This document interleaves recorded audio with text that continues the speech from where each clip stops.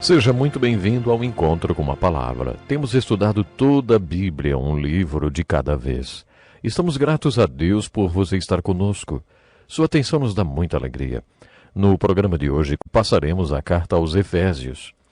Mas antes de começar, gostaria de fazer as últimas observações a respeito da carta aos Gálatas. Nesse estudo do Novo Testamento, me sinto como se estivesse apresentando para vocês um amigo muito querido. Gostaria que você atentasse para uma passagem biográfica de Paulo na carta aos Gálatas, que nos revela um pouco sobre o seu espinho na carne.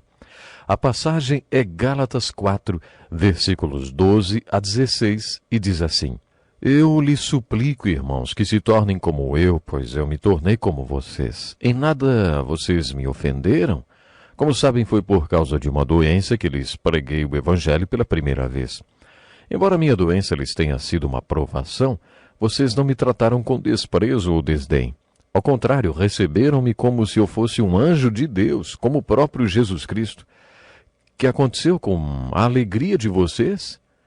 Tenho certeza que, se fosse possível, vocês teriam arrancado os próprios olhos para dá-los a mim. Tornei-me inimigo de vocês por lhes dizer a verdade? Essa passagem traz uma importante revelação sobre o apóstolo Paulo. Os estudiosos não sabem dizer com precisão qual era a natureza deste espinho na carne de Paulo. Poderia ser o resultado de uma doença ou uma ferida. Paulo passou por tantos apedrejamentos e açoites. É bem possível que ele tivesse ficado com sequelas. Talvez fosse uma consequência da cegueira momentânea da estrada de Damasco quando ele se encontrou com Jesus Cristo. Seja lá qual fosse a causa, o fato é que ele tinha esse espinho na carne. Esse texto nos faz pensar que talvez a aparência física de Paulo tivesse sido muito afetada por esse espinho na carne, tanto que ele sugere certa repulsa por parte dos Gálatas. Você está lembrado que Paulo contou que os Gálatas, se pudessem, teriam até tirado os olhos e dado a ele? Isso indica que Paulo tinha a visão muito debilitada, quase cegueira total. Talvez tenha sido por isso que não era o próprio Paulo quem escrevia as cartas, com exceção à carta aos Gálatas. Ele sempre tinha alguém, um escrivão, que escrevia as cartas para ele, porque não enxergava bem. Em Gálatas 6:11 ele diz: Vejam com que letras grandes estou lhes escrevendo de próprio punho. Acho que você não deixou passar despercebida uma pergunta no final dessa passagem, né? Tornei-me inimigo de vocês por lhes dizer a verdade? Uma vez vi este versículo numa placa no escritório de um homem de negócios. A última coisa no mundo que as pessoas querem ouvir é a verdade. Mesmo aquelas pessoas que pagam uma fortuna a terapeutas não suportam ouvir a verdade. Os terapeutas têm de ser muito habilidosos para guiar o paciente à verdade que ele precisa enxergar para se libertar de seus problemas. E há uma pergunta muito profunda aí. Tornei-me inimigo de vocês por lhes dizer a verdade? Depois, no capítulo 4, versículo 19, Paulo fez uma declaração muito interessante, já que estamos estudando sobre o novo nascimento. Ele diz: Meus filhos, novamente estou sofrendo dores de parto por sua causa, até que Cristo seja formado em vocês. Todos sabemos que Cristo em nós é a esperança da glória, conforme Paulo fala na carta aos Colossenses. Mas, como Jesus estabelece residência em nossas vidas, nós evangélicos enfatizamos o conceito de receber a Cristo. Pedimos que as pessoas façam uma breve oração pedindo que Cristo entre em seus corações. Eu não encontro nenhuma referência desse procedimento nas Escrituras. Encontramos passagens que dizem que Cristo está plantado em nossas vidas como uma semente. Pedro diz que Cristo nasce em nós através de uma semente incorruptível, que é a palavra de Deus. De acordo com Pedro, a palavra de Deus fertiliza a semente da nossa fé e Cristo nasce em nós. Paulo sugere a mesma coisa quando escreveu: até que Cristo seja formado em vocês. Como Cristo estabelece residência em nossas vidas? Essa é uma pergunta muito importante. De acordo com Pedro e com Paulo, Cristo nasce em nós. Outro versículo que também não podemos deixar passar em branco é Gálatas 5 e verso 1.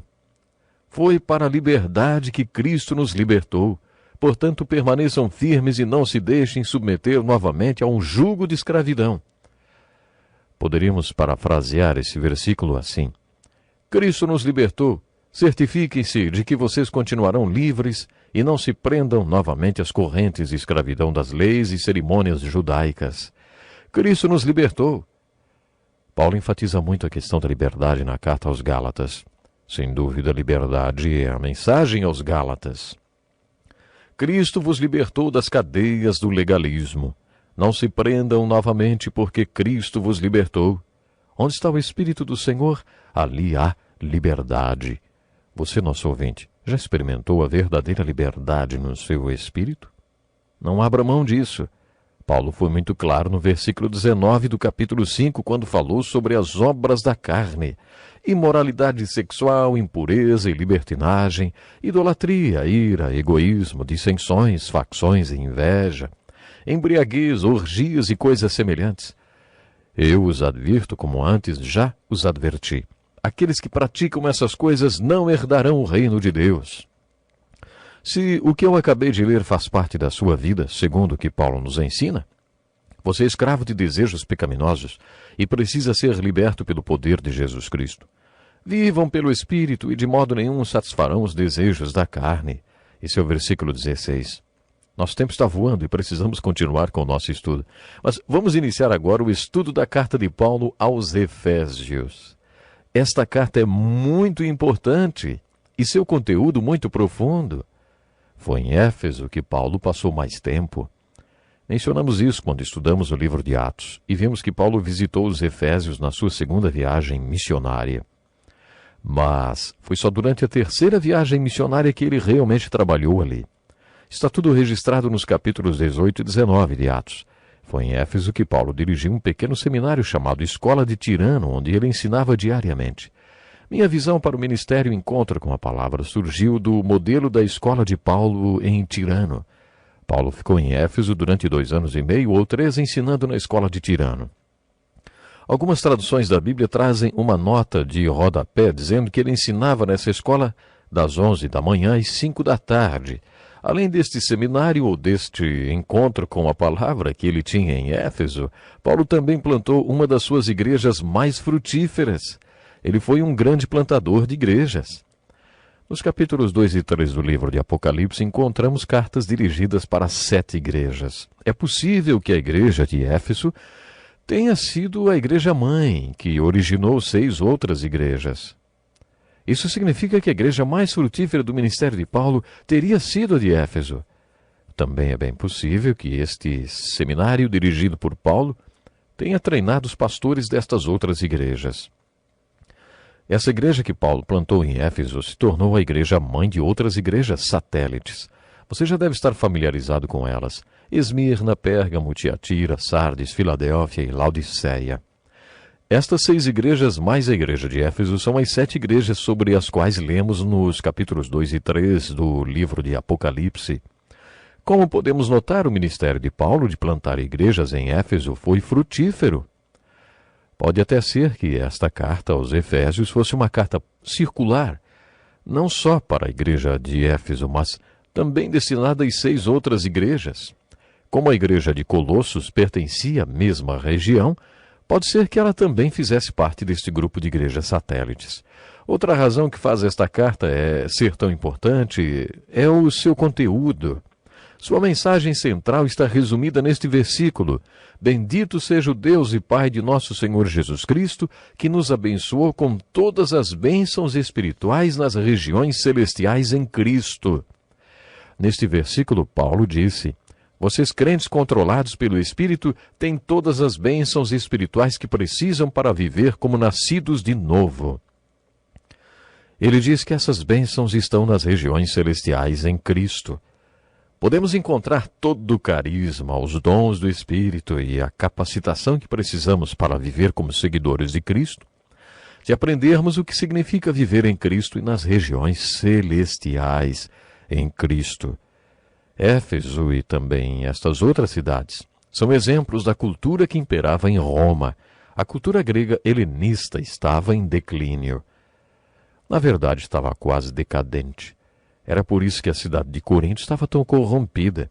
Quando Paulo estava em Éfeso, o Império Romano estava no seu auge. Éfeso e essas outras cidades localizavam-se no que conhecemos hoje por Turquia. Se você visitar esse lugar, descobrirá uma das partes mais bonitas do mundo. Nos dias de Paulo, esta parte do mundo, hoje chamada de Ásia Menor, correspondia à metade ocidental do Império Romano e servia como região de balneário dos imperadores ou do alto escalão dos oficiais romanos.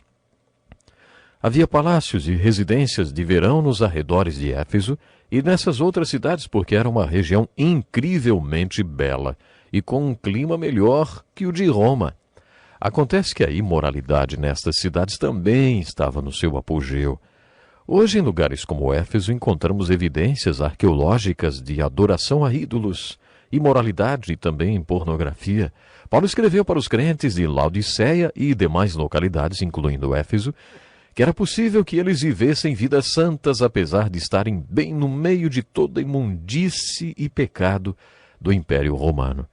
Na carta aos Efésios, Paulo diz que a única maneira de viver dessa maneira é vivendo em Cristo.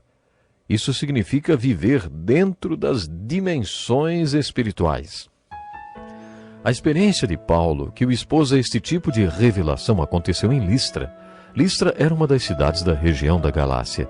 Foi para as igrejas desta região que Paulo escreveu a carta aos Gálatas. Quando Paulo estava em Listra, foi apedrejado e dado como morto até. Muitas pessoas acham que ele realmente morreu e ressuscitou. Infelizmente, o nosso tempo acabou hoje, mas como sempre, antes de encerrar, quero deixar um desafio para você. Leia a carta de Paulo aos Efésios.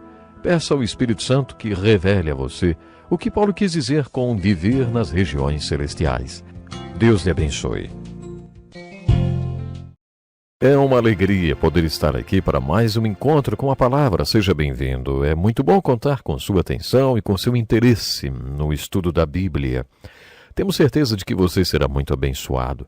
No programa de hoje continuaremos o estudo da carta de Paulo aos Efésios. Nesta carta, Paulo nos desafia a vivermos nas regiões celestiais em Cristo enquanto estamos neste mundo. Ele diz que podemos encontrar todas as bênçãos espirituais que precisamos para viver para Cristo e em Cristo, mesmo vivendo no meio de um mundo doente e pecaminoso. Vocês estão lembrados quando Jesus conversou com o rabino Nicodemos? Jesus lhe falou sobre o novo nascimento e 2 vezes Nicodemos perguntou a Jesus: como pode ser isso?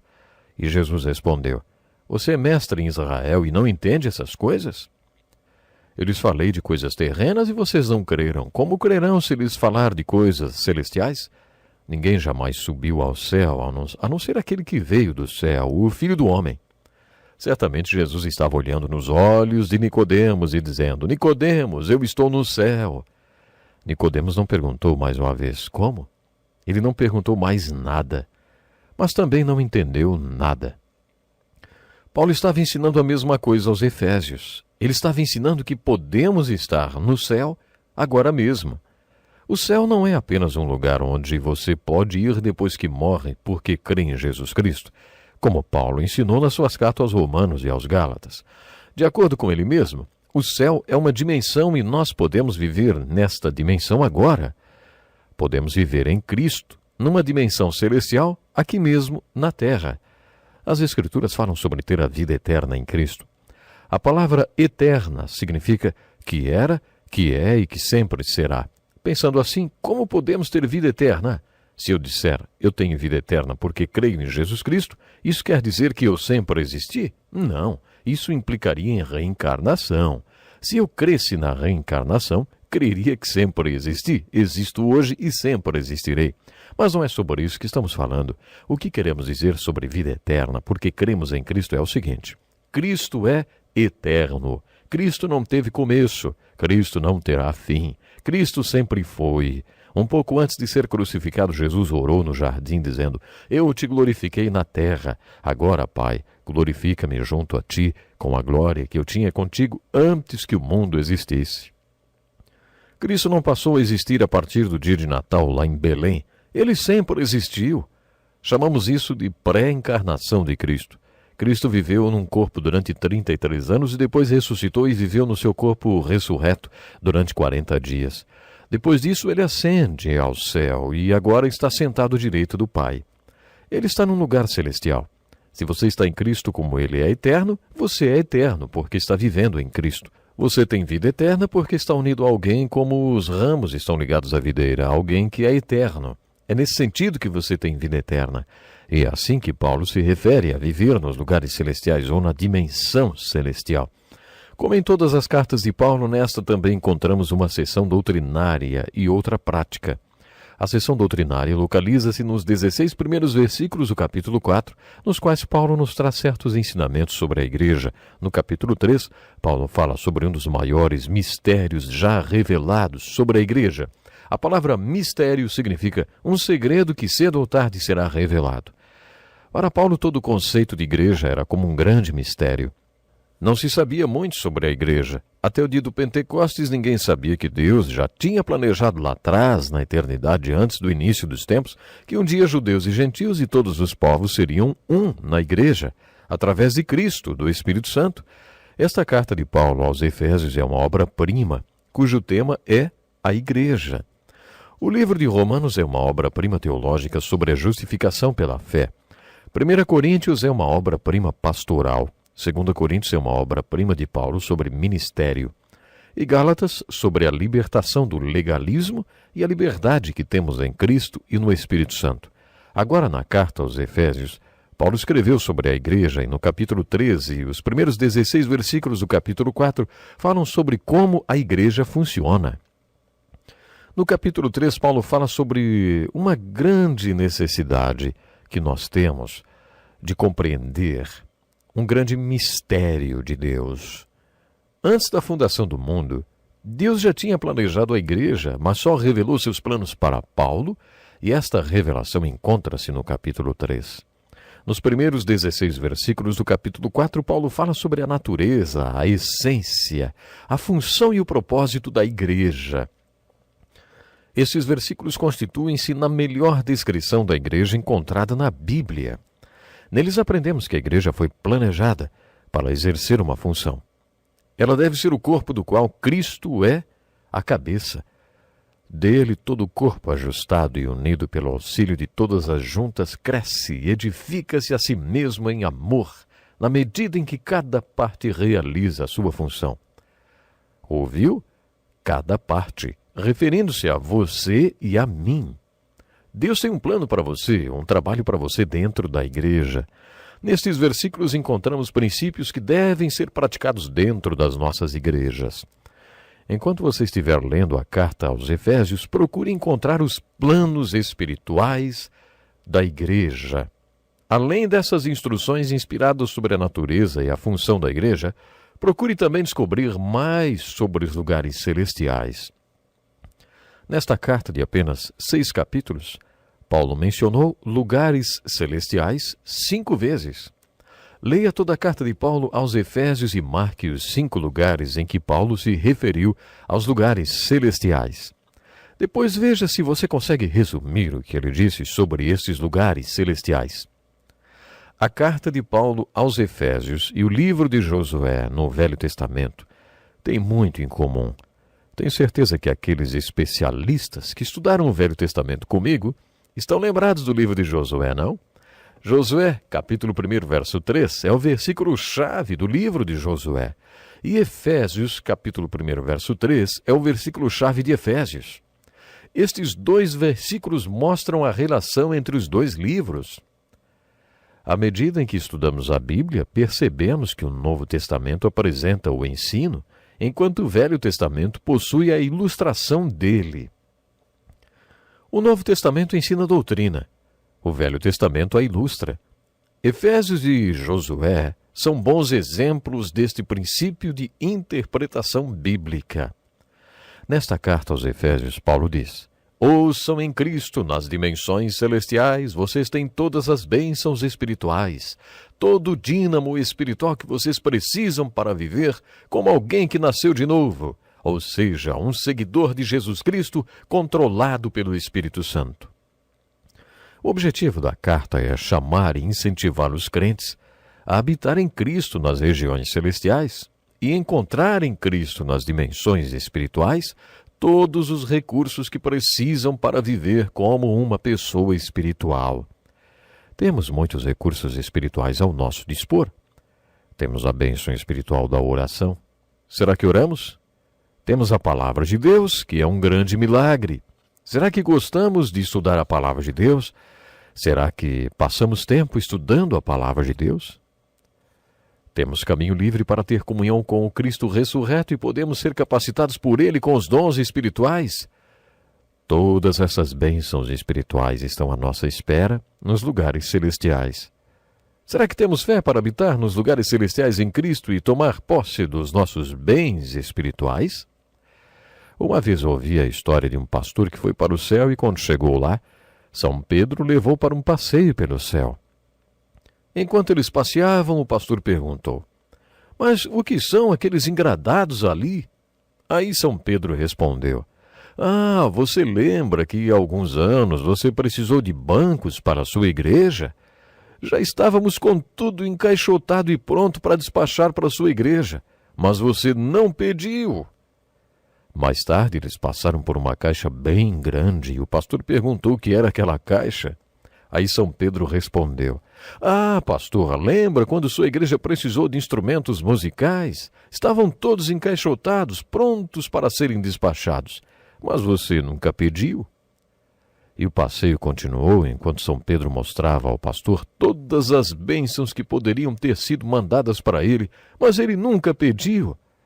É claro que isso é apenas uma história para ilustrar, mas lembre-se da verdade tão importante nesta carta aos Efésios.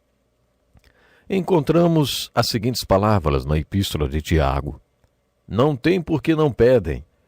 Lembrem-se que a mensagem do livro de Josué é exatamente essa, né?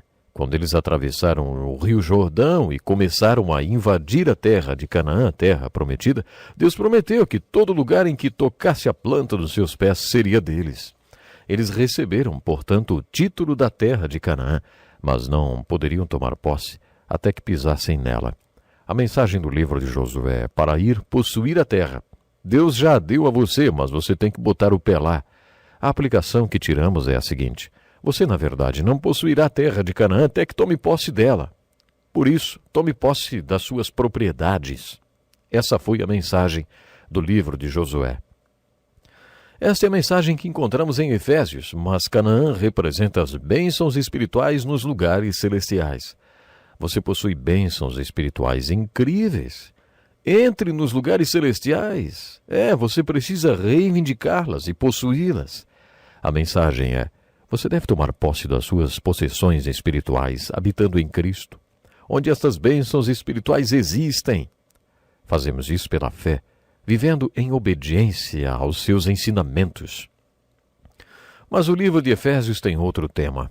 Paulo tinha passado entre 2 e 3 anos em Éfeso, ensinando na escola de Tirano. Ele teve um pequeno encontro com uma palavra na cidade, por isso nos 3 primeiros capítulos ele diz várias vezes: lembrem-se. Eles já sabiam tudo aquilo que Paulo estava falando na carta. O que Paulo ensina na carta de Efésios é sobre a linda experiência de ter vida eterna por estar naquele que é eterno, em Cristo, nas dimensões celestiais, recebendo cada bênção espiritual que precisamos para viver da maneira como Deus nos chamou para viver. É por isso que Paulo escreveu: lembrem-se, lembrem-se, lembrem-se. No capítulo 4, Paulo começa a sessão de aplicação da carta e exorta a igreja à ação. Ele diz: vocês precisam se vestir espiritualmente. Vocês precisam tirar esses velhos trapos da vida que levavam. Vocês precisam vestir as roupas da nova vida que têm. E depois, vivam essa vida. Meu tempo esgotou, mas conto com você para o nosso próximo programa. Seja bem-vindo para mais um encontro com a palavra.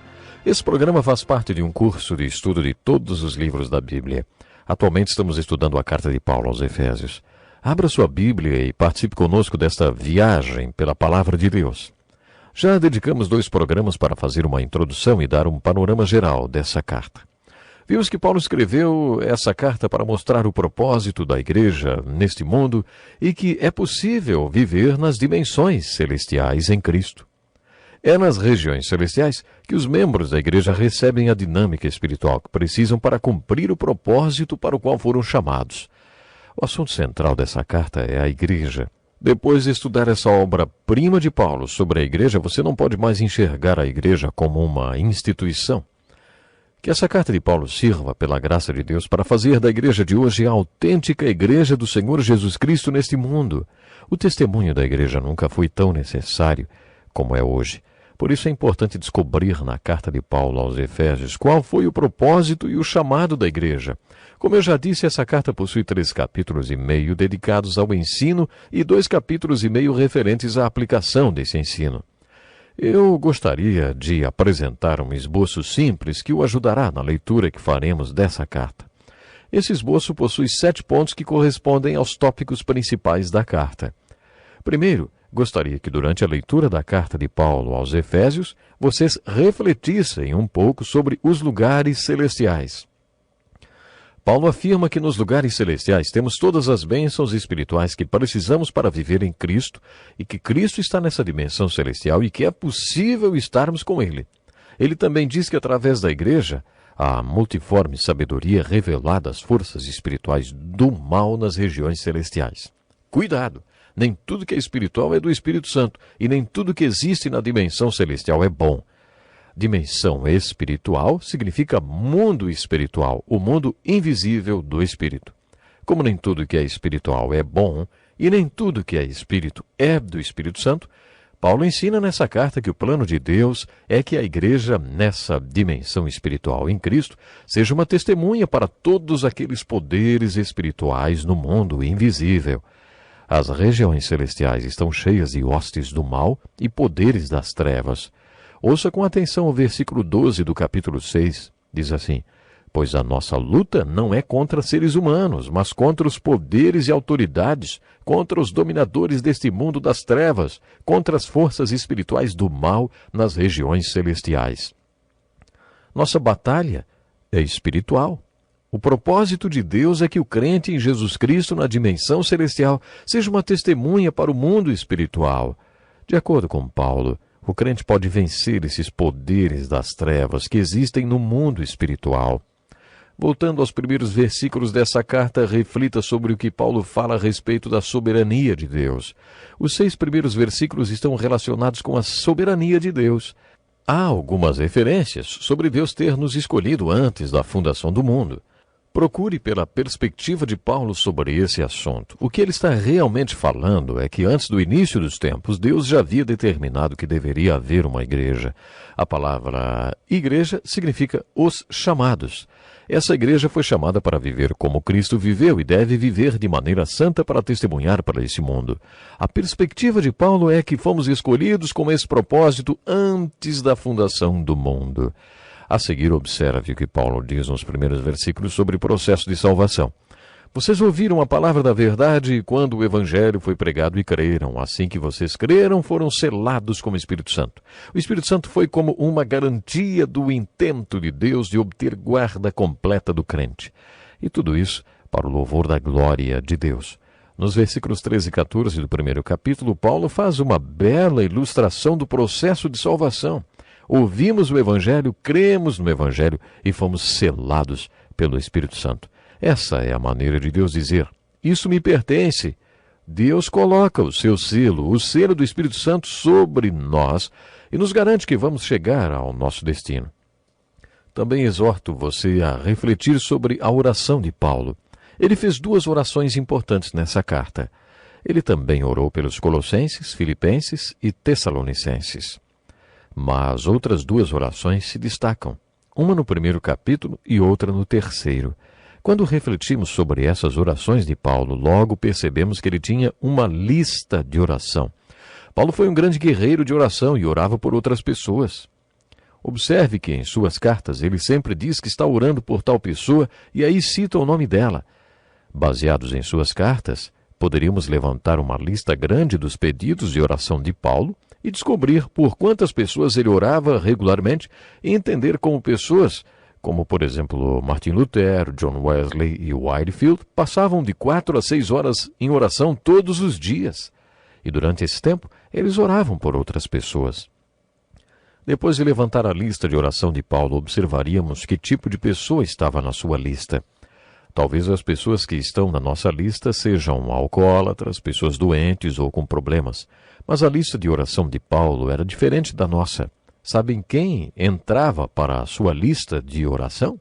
Está escrito assim, ó: desde que ouvi falar da fé que vocês têm no Senhor Jesus e do amor que demonstram para com todos os santos, não deixo de dar graças por vocês, mencionando-os em minhas orações. Era assim que se entrava para a lista de oração de Paulo. Quando ele ouvia que alguém dava evidências de ter se convertido e de estar envolvido na obra de Jesus Cristo, Paulo colocava essa pessoa como primeiro na lista e orava por ela sem cessar. Será que dá para comparar a lista de oração de Paulo com a nossa? Nós oramos pelos perdedores. Paulo orava pelos vencedores. Ele usava o seu tempo para orar pelos vencedores, por aqueles que ele sabia que seriam vencedores por Jesus Cristo. Geralmente, nossa lista de oração e grande parte da energia que dedicamos à oração é por aqueles que poderiam ser classificados como perdedores espirituais. Procure observar como Paulo orava por aquelas pessoas da sua lista. Quais eram os pedidos? Geralmente oramos para que as pessoas sejam curadas, se libertem do álcool ou resolvam seus problemas. Paulo fazia outro tipo de pedido. Peço que o Deus de nosso Senhor Jesus Cristo, o glorioso Pai, lhes dê espírito de sabedoria e de revelação no pleno conhecimento dele. Que oração profunda, hein? Era isso que ele queria que aquelas pessoas pelas quais ele orava recebessem de Deus. Ele orava para que lhes fosse dado um espírito de revelação no conhecimento de Deus e que o seu entendimento fosse iluminado. Essa oração deveria estar no coração de todo professor. Se você é professor, provavelmente sabe se está ou não passando a mensagem para os seus alunos. Paulo descreveu muito bem esse conceito. Ele diz: oro também para que os olhos do coração de vocês sejam iluminados. Às vezes as coisas ficam meio nebulosas e percebemos que a mensagem não está sendo compreendida. Mesmo tendo dificuldade para enxergar, Paulo podia ver se os efésios estavam ou não entendendo. O seu pedido era que eles entendessem os mistérios espirituais. Por isso ele escreveu: a fim de que vocês conheçam a esperança para a qual ele os chamou, as riquezas da gloriosa herança dele nos santos e a incomparável grandeza do seu poder para conosco, os que cremos, conforme a atuação da sua poderosa força. Essa era a oração de Paulo pelos Efésios. Podemos ser muito abençoados se refletirmos sobre as orações de Paulo. Nos 2 primeiros capítulos de Efésios, Paulo manda os Efésios se lembrarem de uma coisa. Do quê? Paulo lembra aos Efésios que antes eles estavam mortos em suas transgressões e pecados. Lembrem-se. Essa é uma palavra importante no capítulo 2. Todos nós estávamos espiritualmente mortos e para Paulo e também para Jesus, estar vivo é muito mais do que manter os sinais vitais do corpo, como pressão sanguínea, pulso e ondas cerebrais. Um dia, um homem se aproximou de Jesus e disse: Senhor, eu te seguirei, mas deixa-me ir primeiro sepultar meu pai. Jesus foi duro na sua resposta. Seu pai já está morto. Siga-me e deixe que os mortos sepultem os seus próprios mortos. De acordo com Paulo, antes de chegar a Éfeso, aqueles efésios estavam espiritualmente mortos. Ele escreveu: vocês estavam mortos em suas transgressões e pecados nos quais costumavam viver, quando seguiam a presente ordem deste mundo e o príncipe do poder do ar, o espírito que agora está atuando nos que vivem na desobediência. Esse príncipe do poder do ar é uma descrição de Satanás e Paulo lembra aos Efésios que antes éramos controlados por ele, satisfazendo as vontades da nossa carne e seguindo seus desejos e pensamentos. Como os outros, éramos por natureza merecedores da ira. Paulo nos lembrou que antes éramos separados de Cristo, sem esperança, sem Deus neste mundo, distantes. Éramos mortos e Jesus Cristo nos deu vida. Paulo continuou explicando que quando Cristo entrou em nossa vida aos olhos de Deus e pela primeira vez éramos vivos. Fomos salvos pela graça através da fé, e essa fé não é resultado das nossas próprias obras, é dom de Deus. Fomos trazidos para perto de Deus através de Cristo. Fomos trazidos para os lugares celestiais, e onde você se sentia alienado, Deus lhe deu paz. De acordo com Paulo, Cristo trouxe a paz através da cruz. Cristo pregou a paz e ele é a nossa paz. É isso que Paulo está dizendo nos 3 primeiros capítulos de Efésios. Lembrem-se como era a vida de vocês, como vocês eram antes de virem para Cristo, e o que significou para vocês quando Cristo entrou em suas vidas. No capítulo 3, a palavra-chave é revelação. Foi nesse capítulo que Paulo trouxe revelações sobre a igreja. Nesse capítulo, Paulo falou para os efésios que essas revelações tinham sido as maiores revelações da sua vida. Antes, Paulo era um fariseu que odiava a Cristo. Ele jamais tinha sonhado que um dia Deus uniria judeus e não-judeus num mesmo corpo e formaria a igreja de Jesus Cristo. Paulo disse aos efésios que a igreja é o grande mistério de Deus. Essa é a essência do 3º capítulo de Efésios. Que pena, meu tempo já acabou e eu preciso encerrar o programa, mas, como sempre, quero deixar com vocês um desafio. Ore e peça que o Espírito Santo dê a você revelação espiritual e depois reflita sobre essa carta de Paulo, uma carta com um conteúdo muito rico. Ore e reflita sobre as bênçãos espirituais nos lugares celestiais, sobre a dimensão espiritual em Cristo. Depois, faça você mesmo a seguinte pergunta: será que eu já aceitei a graça de Deus pela fé? Será que já tomei posse das minhas bênçãos espirituais? Pense sobre onde e como você estava antes de encontrar a salvação em Cristo e qual foi o propósito dessa salvação. Depois leia o capítulo 3 e peça que o Espírito Santo lhe mostre onde você realmente está. E através da graça de Deus, faça parte da Igreja de Jesus nas regiões celestiais, mesmo vivendo neste mundo cheio de pecado. Pense nisso e não perca o próximo encontro com a palavra. Como é ótimo estarmos aqui para mais um encontro com a palavra. Você é bem-vindo. Tem sido uma grande alegria estudar a Bíblia com você e aprender a poder aplicá-la em nossas vidas. Atualmente, estamos estudando a carta de Paulo aos Efésios. No último programa, compartilhei com vocês um esboço desta carta. O 1º capítulo de Efésios pode ser resumido pela palavra reflexão, o capítulo 2 pela palavra lembrar e o 3 pela palavra revelação. Como Paulo passou cerca de 3 anos em Éfeso ensinando a palavra, nesta carta ele exortou aos Efésios a refletirem e lembrarem tudo o que eles tinham aprendido. O capítulo 4 de Efésios é a parte desta carta que eu mais gosto.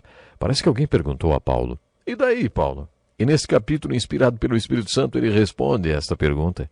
Uma divisão desta carta refere-se à aplicação e começa no versículo 17 do capítulo 4, em que Paulo usa uma metáfora muito bonita e prática. Paulo apresenta algumas verdades sobre o comportamento humano. Resumi este capítulo com a palavra resolução ou solução. Esta é a ilustração que Paulo sugere. Imagine que você se levante de manhã e vá procurar o que vestir.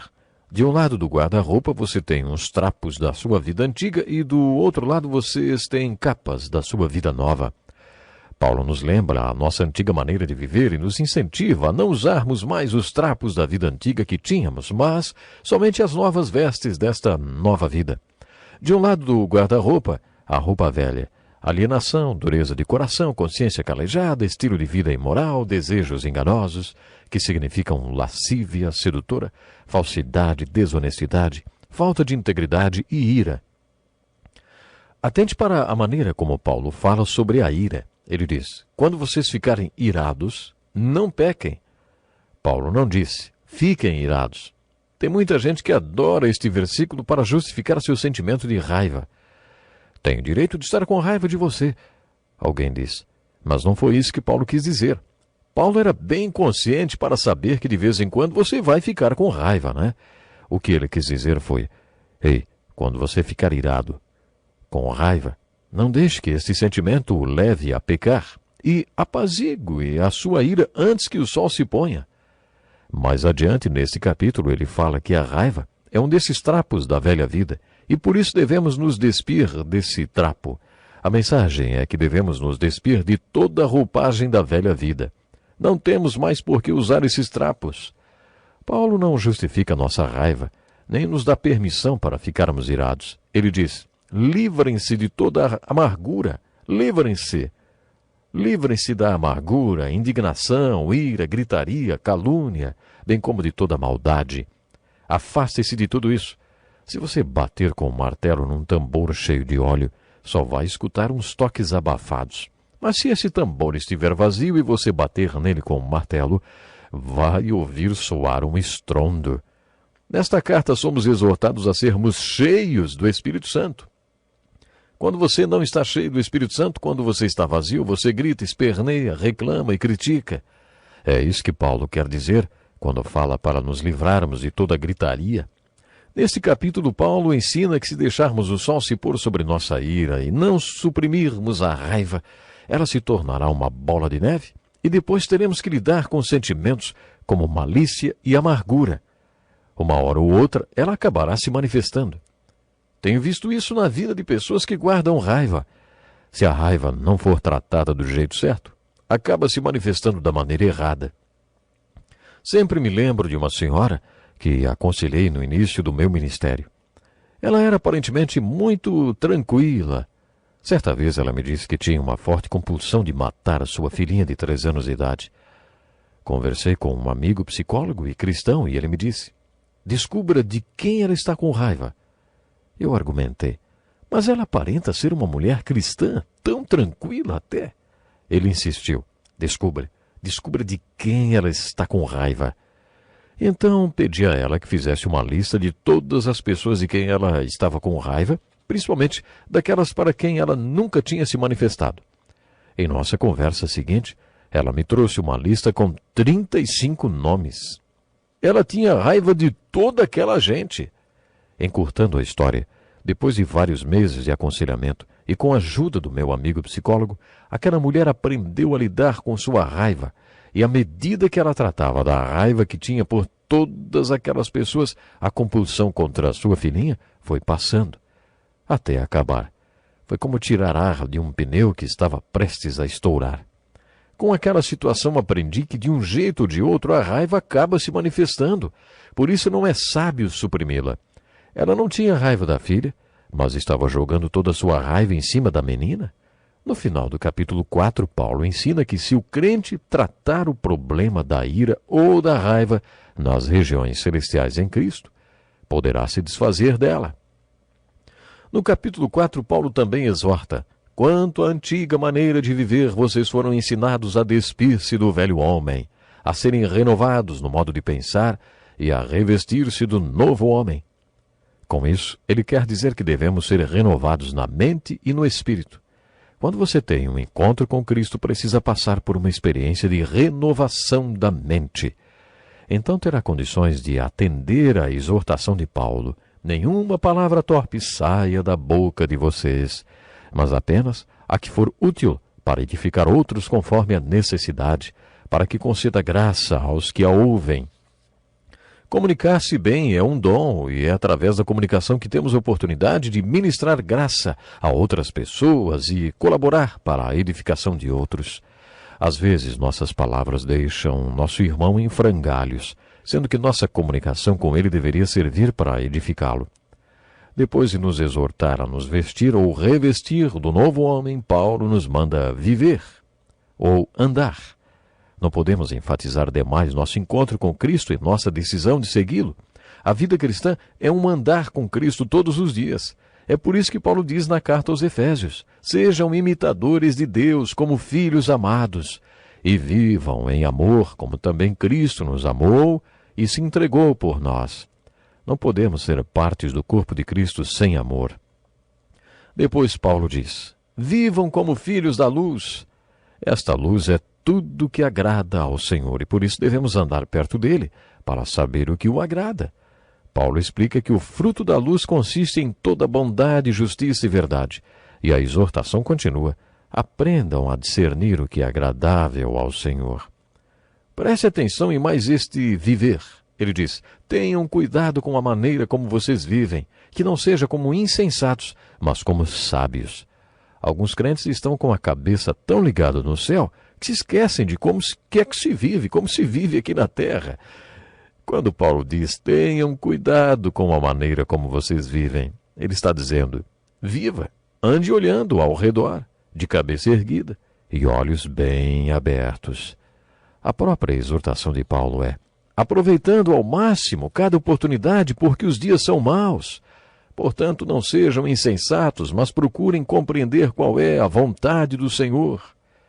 Precisamos usar bem o nosso tempo, de maneira sábia, e buscar procurar entender qual é a vontade do Senhor diante de tudo o que está acontecendo no mundo. A questão continua a mesma desde o início da carta. Viver na dimensão celestial em Cristo. Muitas pessoas dizem que isso é viver recluso, como um monge. Mas não é isso que Paulo está falando. A compaixão que leva tantas pessoas a desenvolver um trabalho social vem do fato delas viverem na dimensão celestial. A compaixão que motiva as obras sociais não nasce naturalmente dos corações dos homens, mas do coração de Deus. Se você buscar a origem das instituições sociais, vai constatar bem de perto o que estou falando. Eu soube que um evangelista estava abrindo lares de ajuda a jovens problemáticos. Este evangelista viajava por todo o país pregando o evangelho. Numa noite, enquanto pregava o evangelho numa favela, 2 moças de rua ouviram sua pregação e foram salvas. O evangelista lhes disse: quero dizer para vocês o que Jesus disse para uma mulher como vocês há muito tempo. Vai, não pequem mais. Elas olharam para ele e disseram: pastor, posso fazer uma perguntinha? E ele respondeu: claro. Para onde? Para onde vamos? Não queremos mais pecar, queremos ter uma vida nova, mas para onde vamos? Não temos onde morar. Isso pesou muito para aquele pastor até que ele abriu lares para moças e mães solteiras. Homens como esse evangelista são exemplos de seguidores de Jesus que têm compaixão no coração.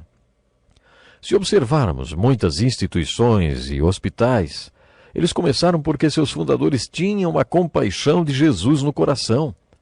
A compaixão é um fator importante nas regiões celestiais em Cristo. Se a igreja entender o significado de viver nas regiões celestiais em Cristo, causará um grande impacto no mundo. E é aí que a igreja tem falhado. Se os crentes descobrirem o que é viver em Cristo, também descobrirão que Deus tem um coração cheio de compaixão pelos feridos deste mundo.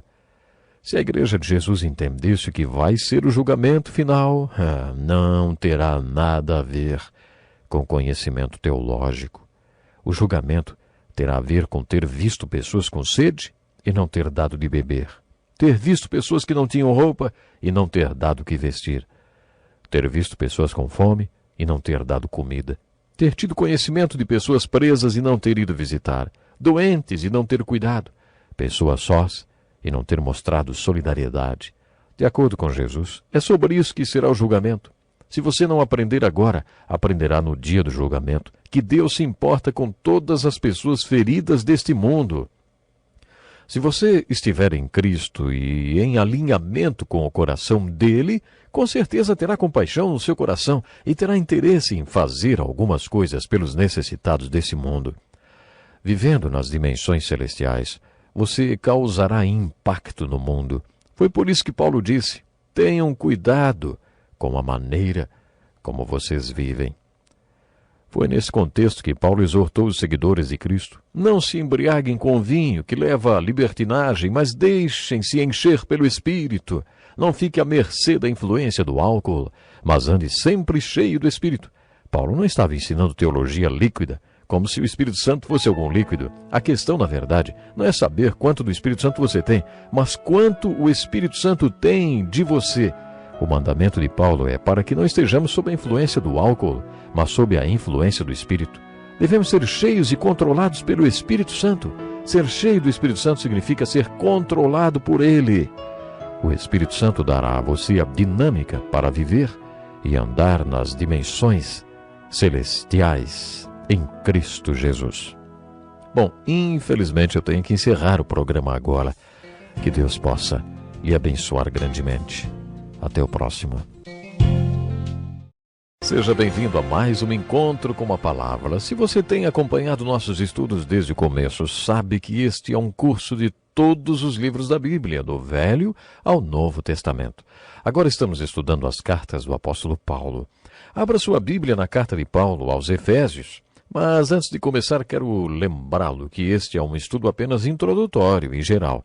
Na verdade, vocês poderiam gastar a vida inteira estudando a carta de Paulo aos Efésios, abordando versículos por versículo, frase por frase, e meditando, claro, em cada uma das suas palavras. Eu já passei 2 anos pregando todos os domingos sobre os 3 primeiros capítulos desta carta. Exatamente, 2 anos. Vimos que o livro de Efésios tem 6 capítulos e 3 capítulos e meio são doutrinários ou de ensino. O tema principal desta carta, ou desta parte da carta, é a Igreja de Jesus Cristo apresentada como um milagre de Deus. Nos primeiros 16 versículos do capítulo 4, Paulo descreve a essência, a natureza, a função e o propósito da Igreja de Jesus Cristo. Depois, Paulo inicia a parte de aplicação da carta. Como é comum nas cartas de Paulo, quanto mais profundo é o ensino da carta, mais prática é a aplicação dela.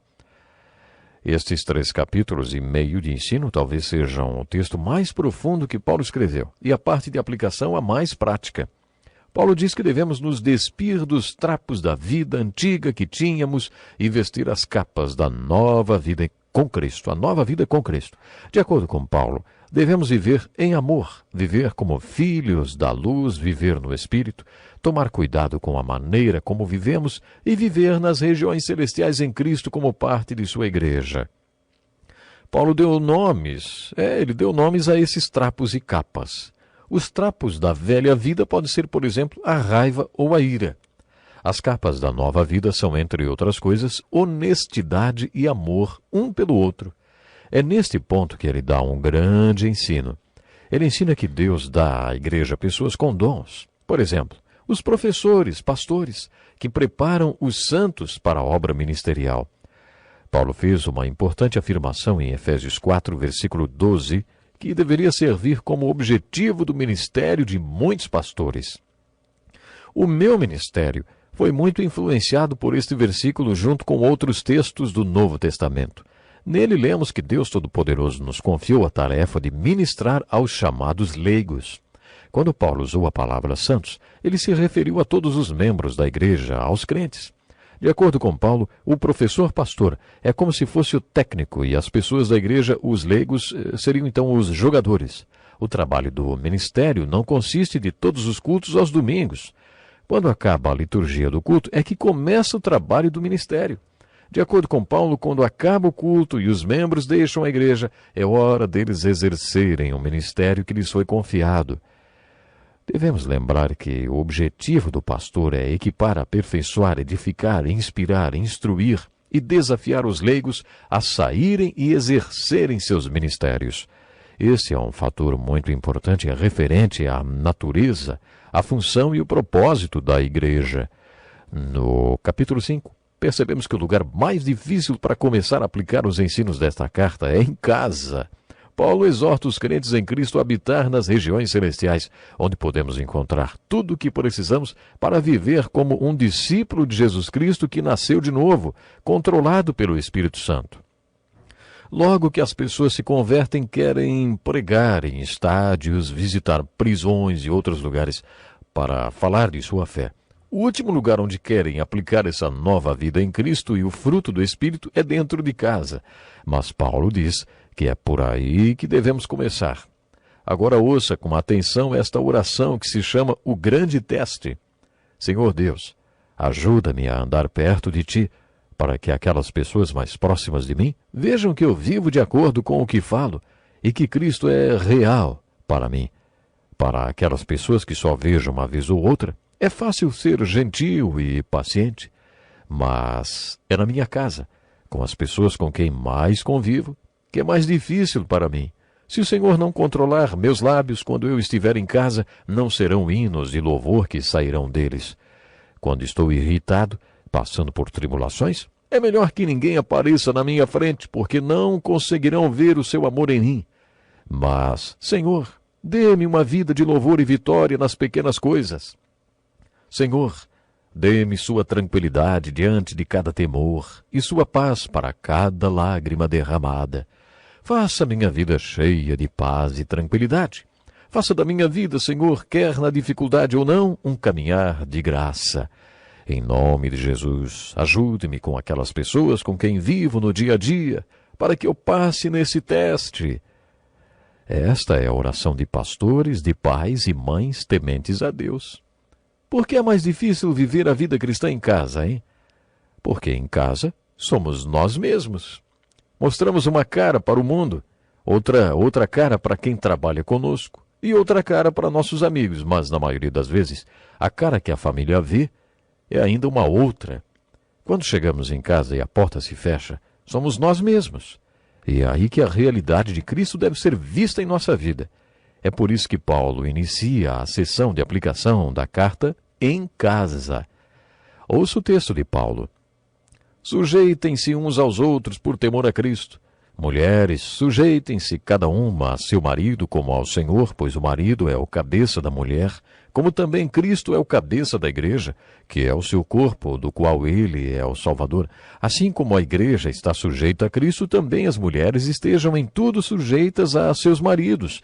Maridos, ame cada um a sua mulher, assim como Cristo amou a igreja e entregou-se por ela para santificá-la, tendo-a purificado pelo lavar da água mediante a palavra, e para apresentá-la a si mesmo como igreja gloriosa, sem mancha, nem ruga ou coisa semelhante, mas santa e inculpável. Da mesma forma, os maridos devem amar cada um a sua mulher como a seu próprio corpo. Além do mais, ninguém jamais odiou o seu próprio corpo, antes o alimenta e dele cuida, como também Cristo faz com a igreja. Paulo contribuiu com um dos melhores ensinos sobre o casamento encontrados na Bíblia. Ele afirma que as mulheres devem estar sujeitas em tudo a seus maridos e reverenciá-los. Isso é muito difícil para muitas mulheres. É por isso que muitas mulheres dizem que não gostam dos ensinos de Paulo. Mas se realmente compreendermos o que Paulo quis dizer, perceberemos que, como já vimos, Paulo valoriza a mulher, e muito. Aliás, em todos os lugares onde o Evangelho de Cristo chega, a mulher passa a ser valorizada. Ao mesmo tempo que Paulo diz que a mulher deve ser pastoreada pelo marido, e portanto estar sujeita a ele em tudo, também afirma que os maridos devem amar suas mulheres como Cristo amou a igreja e entregou-se por ela. É impossível ter duas pessoas no comando. Numa aeronave, por exemplo, existe só uma pessoa que responde por todo o comando. Alguém tem de se responsabilizar. Um comandante não delega responsabilidade a apenas tarefas para outras pessoas. Se alguma coisa der errado, quem terá que responder pelo erro é o comandante. Ele pode delegar incumbências, mas a responsabilidade de tudo está sob comando dele, do comandante. Quando Paulo afirma que o homem é o cabeça da mulher, ele está dizendo que toda a responsabilidade pelo casamento e pela família é dele. E esta é uma responsabilidade muito grande. Deus fez o homem responsável por todas as áreas da casa.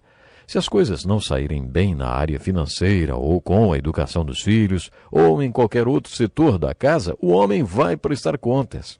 É de extrema importância que o homem entenda que Deus deu a ele a responsabilidade por todas as áreas da casa. É por isso que Deus falou para a mulher facilitar o trabalho do homem, afinal, ele tem uma responsabilidade muito grande. Paulo está dizendo para que a mulher seja parte da solução e não do problema. Quando ele manda que a mulher se sujeite ao marido, ele está dizendo que o marido deve ser para ela o que Cristo é para a igreja, e que a mulher foi feita para ser o que a igreja é para Cristo. Quando a Bíblia fala sobre o casamento, usa o modelo de Cristo com a igreja. Em 1 Pedro, capítulo 3, Pedro também apresenta o modelo de Cristo com a igreja quando fala sobre o casamento. Cristo é o pastor e a igreja, a ovelha. Neste modelo, a mulher é a ovelha e o marido o pastor. Portanto, mulheres, deixem que seus maridos pastoreiem e cuidem de vocês. Deixem que cada marido seja para sua mulher como Cristo é para a igreja. Voltando a Paulo, ele também remete a Cristo e à igreja o grande pastor e a ovelha. Portanto, para quem é mais difícil, hein? Para o pastor ou para a ovelha? Para quem deve ser como Cristo ou para quem deve ser como a igreja? O homem recebeu toda a responsabilidade pela casa. Maridos, amem cada um a sua mulher, assim como Cristo amou a igreja e entregou-se por ela. Pesquisando mais sobre esse texto, descobri que no grego a expressão assim como significam exatamente da mesma maneira. Portanto, da mesma maneira que Cristo amou a igreja, cada marido deve amar sua mulher, entregando-se por ela. Já cheguei muitas vezes em casa com a sensação de que não tinha mais nada para dar a ninguém. Trabalhando o dia inteiro como pastor, sentia-me como uma esponja que já tinha sido totalmente sugada e precisava sugar um pouco. Mas, quando entrava em casa, lá vinham minhas 4 esponjinhas para tirar minhas últimas forças. Elas precisavam absorver. E depois ainda tinha a esponja maior, preparando o jantar, que também precisava absorver um pouquinho. Eu me lembrava deste versículo: maridos, ame cada um a sua mulher e família, assim como Cristo amou a igreja. O problema é que eu achava que não tinha mais nada para dar. E minha vontade era dar uns trocados para as crianças e mandá-las comprar uns docinhos lá na padaria. Eu queria ir para o meu quarto, fechar a porta, talvez ler o jornal. Na carne, na minha natureza, sem a ajuda de Deus, era isso que eu queria fazer. Mas a ordem é entregar-se a si mesmo, como Cristo entregou-se pela igreja, amá-los como Cristo amou a igreja. Jesus se dirige a todos os pais em Mateus capítulo 5 com as seguintes palavras: portanto, sejam perfeitos como perfeito é o Pai Celestial de vocês. Juntando tudo, a tarefa do homem é a seguinte: ame como ele amou, entregue-se como ele se entregou, seja para sua mulher e filhos como ele é. Esta é uma responsabilidade muito grande e todos os homens precisam entender a importância. Como esposa e mãe, se você estiver vivendo com um homem que tem o carisma, porque vive em Cristo nas regiões celestiais e ama como Cristo amou a igreja, você não tem por que hesitar em se deixar ser pastoreada por ele e deixar que ele seja o cabeça da casa. Mas temos que terminar hoje. Deus lhe abençoe. Bem-vindo a mais um encontro com a palavra. No capítulo 5 de Efésios, Paulo apresentou um modelo muito bonito de casamento para o povo de Deus. Dentro deste estudo de Efésios, veremos este modelo de casamento de forma resumida. Tenho em minhas mãos um bonito trabalho em madeira que um amigo missionário trouxe da África. Este trabalho talhado em madeira ilustra o plano de Deus para que o homem e a mulher sejam uma só carne. O que vemos aqui é um homem e uma mulher unidos por uma corrente de 5 elos duplos. Cada um deles tem uma argola na cabeça por onde passa a corrente que os torna um. Já vimos que Deus planejou que homem e mulher unam-se em casamento para se tornar um. Mas em que sentido que eles serão um? Jesus ensinou que Deus planejou para o casamento um relacionamento no qual 2 pessoas devem ser uma só em espírito, mente e corpo. É isso que está sendo ilustrado neste lindo trabalho. O fato da mulher e do homem possuir elos no topo de suas cabeças retrata que, de fato, antes de serem um, cada indivíduo é um com Cristo. Em outras palavras, eles devem saber o que é ser um em Cristo, nos lugares celestiais. Eles devem saber que é nas regiões celestiais que tem o dínamo necessário para ser um e seguir o plano de Deus para o casamento e o lar. Na verdade, de acordo com esta ilustração aqui nesta escultura, o relacionamento espiritual entre eles depende do relacionamento individual que cada um tem com Jesus Cristo. Mas e por que os elos são duplos? Para representar que o casamento é uma rua de 2 mãos. O primeiro elo no topo de suas cabeças é o elo do relacionamento espiritual. O relacionamento espiritual é o fundamento da unidade. O elo seguinte representa a comunicação. Existem muitos casais que dizem ao pastor: não existe mais comunicação entre nós. Isso é impossível. Sempre existe comunicação. A questão é saber o que o casal está comunicando. Mesmo que você não fale, você está comunicando alguma coisa, mas o que, hein? Uma vez uma senhora comentou comigo sobre seu marido. Ela disse: sabe, pastor, preciso ficar de ouvidos bem abertos quando ele não fala para ouvir o que ele está dizendo. Imagine, quando ele não fala. Isso porque mesmo sem dizer uma palavra, ele está falando alguma coisa. Ele está comunicando. Quando estudamos comunicação, concluímos que a comunicação é a ferramenta da unidade. A comunicação é a ferramenta que mantém a unidade no casamento. Se há boa comunicação, o casal possui a ferramenta que precisa para resolver seus problemas. Sem uma boa comunicação não tem jeito, não dá para resolver os problemas. Os problemas na comunicação do casal são como bactérias que se multiplicam no escuro, mas não resistem à luz. Quando você comunica, acende a luz e muitas bactérias morrem. E você consegue lidar com aquelas que não morrem. Mas, se não houver boa comunicação, os problemas vão se multiplicar cada vez mais, como bactérias no escuro. O próximo elo representa a compatibilidade. Compatibilidade tem a ver com valores. Compatibilidade é a evidência da unidade. Às vezes me pergunto por que certas pessoas se casaram. Não têm nada em comum. Elas não têm os mesmos valores, nem objetivos, nem estilo de vida. Como pastor, muitas vezes não consigo deixar de perguntar: como foi que vocês se juntaram? Em um casamento ideal, existe compatibilidade em vários níveis, o que demonstra a evidência da unidade no casamento. O elo do meio nesta corrente de 5 elos representa o amor. Do ponto de vista bíblico, é o amor ágape descrito por Paulo em 1 Coríntios 13. Este amor é indestrutível, porque é incondicional, e irresistível, porque é inspirador. O amor ágape é um amor incondicional, despojado de egoísmo. O perfil bíblico do amor é aquele tipo que torna duas pessoas uma só. Uma das razões por que os casamentos acabam é o egoísmo. As pessoas não colocam Cristo nem seu cônjuge no centro de suas vidas. Estão sempre querendo saber o que o relacionamento tem para lhes oferecer. Se os dois iniciarem o relacionamento só recebendo, os dois acabam não recebendo nada. Eles precisam aprender a praticar o ensino de Jesus que diz: vale mais dar do que receber. Assim é o amor ágape que pode revolucionar a unidade do casal. O amor ágape é a dinâmica da unidade. O próximo elo representa a compreensão. A compreensão é o crescimento da unidade. O psiquiatra suíço Paul Tournier escreveu um ótimo livro intitulado Compreender um ao Outro.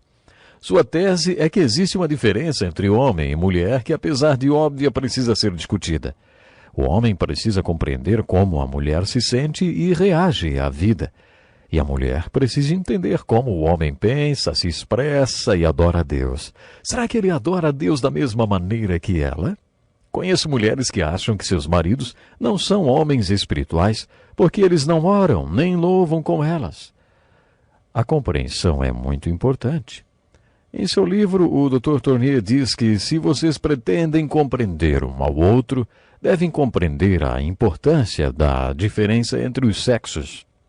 Você precisa compreender a importância do passado na vida do seu cônjuge. Existem tantas coisas que você precisa compreender, mas o alerta máximo do seu livro é compreensão. Pedro recomendou aos maridos: sejam sábios no convívio com suas mulheres. Em outras palavras, sejam compreensivos com elas. A compreensão é o crescimento da unidade. O último elo é o elo da expressão física, a expressão de alegria da unidade. Este elo da unidade corresponde à relação sexual. O relacionamento físico entre o homem e a mulher é uma forma de comunicação. O sexo é uma forma de comunicação muito intensa. É através do sexo que o homem e a mulher expressam tudo que está representado nos elos da corrente da unidade.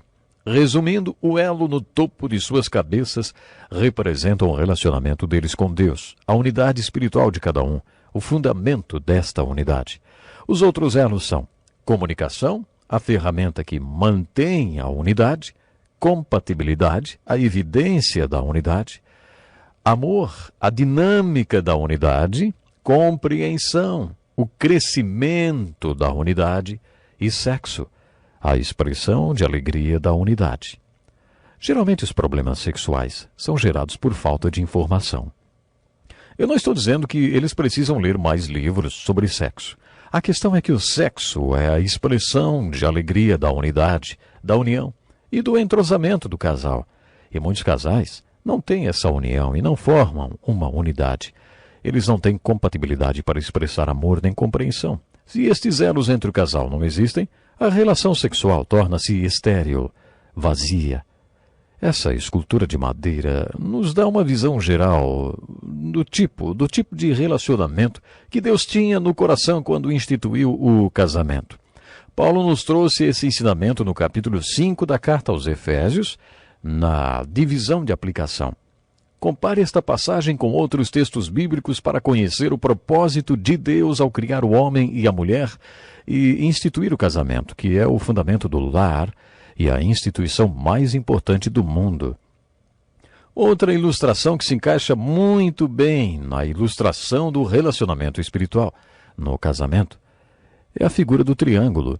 Imagine um triângulo com o homem em uma das pontas da base, a mulher na outra e Deus no topo. Quanto mais o homem e a mulher caminham em direção a Deus, mais próximo um estará do outro.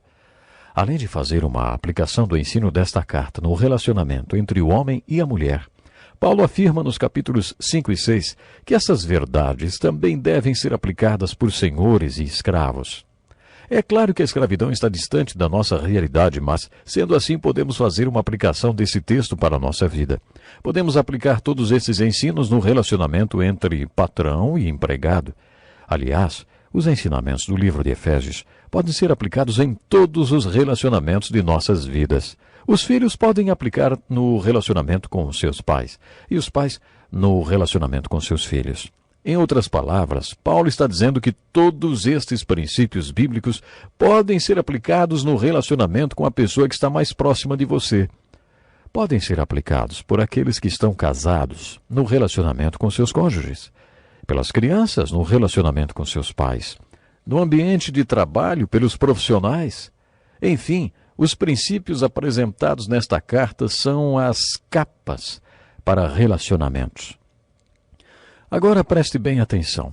No capítulo 6, Paulo usa a expressão regiões celestiais. Ele usa de uma forma negativa. Poucas pessoas têm a noção de que o mundo espiritual tem o seu lado bom e o seu lado ruim.